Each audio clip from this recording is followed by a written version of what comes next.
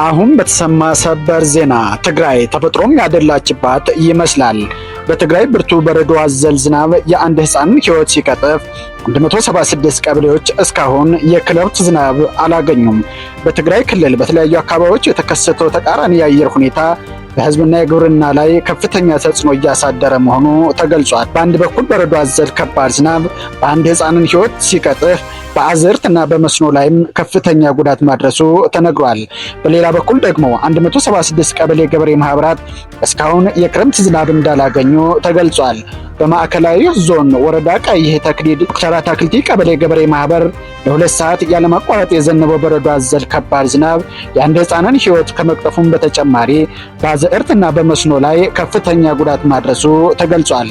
በተመሳሳይ በዞኑ ወረዳ አፍሮም ሴሮ ቀበሌ የዘነበው ብርቱ ዝናብ በአዝርዕትና በአትክልት ላይ ጉዳት ማድረሱን የወረዳው ኮሚኒኬሽን አስታውቋል። በሌላ በኩል የትግራይ ክልል እርሻና ተፈጥሮ ጥበቃ ቢሮ ሐምሌ 13 ቀን 2018 ዓ.ም ባወጣው መረጃ በክልሉ ከሚገኙ 600 የቀበሌ ገበሬ ማህበራት መካከል 176 በሚሆኑት እስካሁን የክረምት ዝናብ እንዳላገኙ አስታውቋል።